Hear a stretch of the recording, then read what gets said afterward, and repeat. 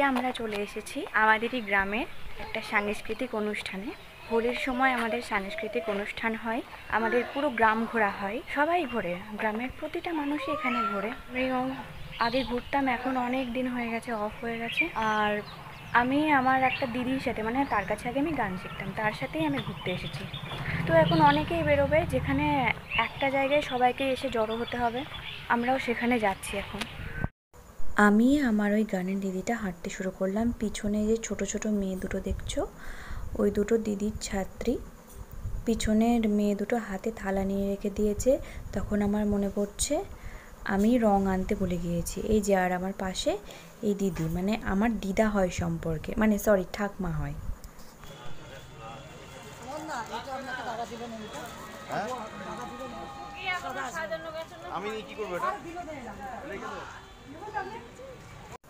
Already অনেকেই চলে এসেছে, এখনও অনেকে আসা বাকি আছে। এইখানে এসে সবাই হাজির হবে, তারপর আমাদের যাত্রা শুরু হবে।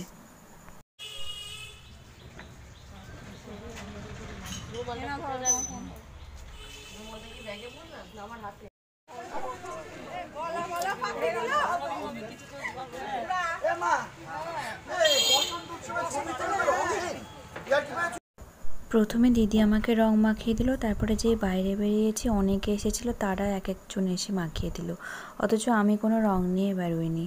এই যে অনেকে এসে গেছে, এবার দোলযাত্রাটা শুরু করবে এই বছরের।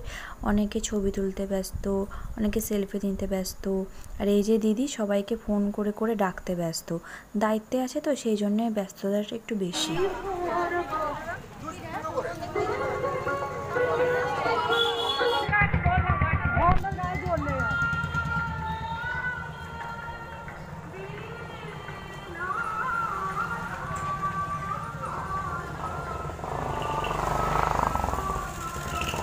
স্কুলের এইখানে এসেছি, এই যে আমাদের গার্লস স্কুল, আর সামনেই আছে বয়েজ স্কুল। আমি না দেখে হাঁটছিলাম, ওখানে অনেকে নোংরা পোড়াচ্ছিল। পাশ থেকে একজন এসে আমাকে ধাক্কা মেরে দিল, বলেছে তো শাড়িটা তো পুড়ে যাবে, এই যে এই আন্টিটা। আর ওখান থেকে এবার ঘুরবো, ঘুরে আবার আমাদের কালী মন্দিরের সামনে দিয়ে চলে যাব। এই যে এই সামনের টোটোটা আমাদেরই, এটা এবার ব্যাক হবে, তারপরে সোজা চলে যাব। আমি লাইন থেকে একটু সরে এলাম ভিডিওটা করার জন্য, কারণ আমি লাইনে দাঁড়িয়ে ঠিকভাবে সকলের ভিডিওটা করতে পারছিলাম না। একটা লাইন হয়েছে, একটা লাইন ধরে সবাই যাচ্ছে, না হলে পাশাপাশি হাঁটলে না অনেকটা ভিড় হবে রাস্তায়, ব্যস্ত রাস্তা, সেই জন্য একটা লাইন ধরে সবাই হাঁটে। আর এই যে ইনি, এনাকে আমি চিনি না, কিন্তু ইনি ব্লগ করছিলেন। আমি জিজ্ঞেস করলাম তুমি ব্লগ করো, বলছে হ্যাঁ।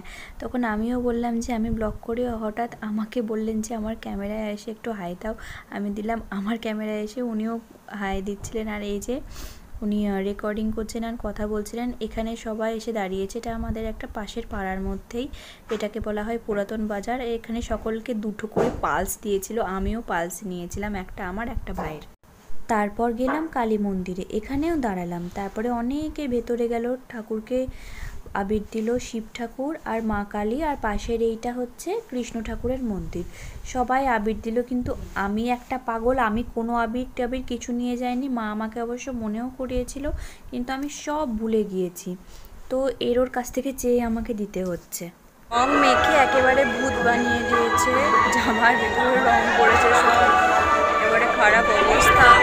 আর এটা হলো আমাদের কালী মন্দির। কালী মন্দিরে এসেছে, রোদে তাকাতে পারছি না, কালী মন্দিরে সবাই এসেছে শিব ঠাকুর আর মা কালীকে রং দিতে।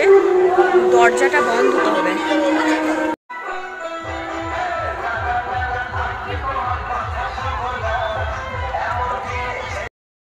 সবশেষে আমাদের পাড়ার ঠাকুরের কাছে চলে এলাম, মানে আমার বাড়ির কাছে, এটা হচ্ছে আমাদের গোপীনাথ। এখানে চলে এলাম, সবাই গোপীনাথকে রং মাখাচ্ছে। বাইরে গোপীনাথকে বের করেছিল, শুধু এই দিনটাই গোপীনাথকে বাইরে বের করে। এই যে দোল খাচ্ছেন গোপীনাথ, আর পাশেই রাধারানী। এরপর আমি না বাড়ি চলে গেছিলাম, কিন্তু সবাই অন্য জায়গায় গিয়েছিল, আমার একটু শরীর খারাপ করছিল বলে আমি বাড়ি চলে গিয়েছিলাম। আমাকে দিদি ফোন করে বলছে তুই কোথায় গেলি, আমি বললাম আমি বাড়িতে এসেছি, আমার একটু শরীরটা খারাপ করছিল তাই।